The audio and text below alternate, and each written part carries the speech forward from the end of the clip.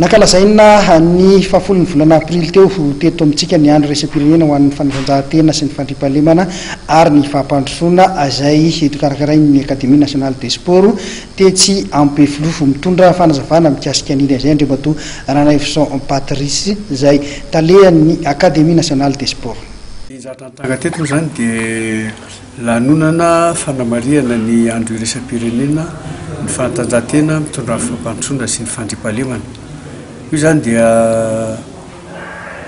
fotoana anankiray izay voafidin'ny firenena mikambana ary navoaka fo ofisialy tao amin'ny fivoriam-ben'ny UNESCO tany Paris tamin'ny volana novambra tamin'ny 2010 sy 2013 zany. Ka ny andro androany no nisafidiana teto Madagasikara na nitanterahana an'izay raha ohatra ka 9 avrily no daty tena raikitra. Fomba zany dia afaka ankalazaina hatramin'ny 17 ny volana aprily zany io fotoana io.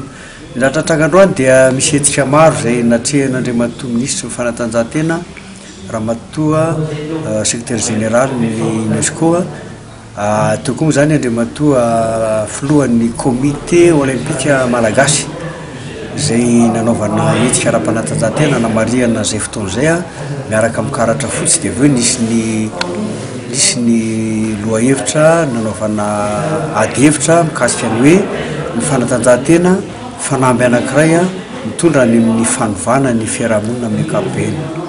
Inona ny tena atao hoe tiana ho avotra sy tsokevitra ao anatin'ilay hoe valandresaka raha anady hevitra?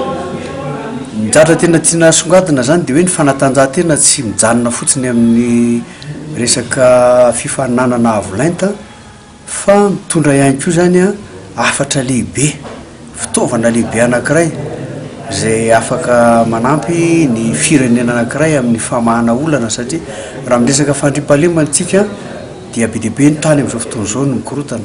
Tsika eto Madagasikara mandeha amin'ny fampihavanam-pirenena, mandeha amin'ny resaka fampihavana na dia any amin'ny club isan'isany ary dia zava-dehibe zany ny zavatra hoentin'ny fanatanjahantena izay tiana hamparitaka manomboka izao fa fitaovana mahery vaika ny fanatanjahantena hoentina mampandroso ny firenena anankiray.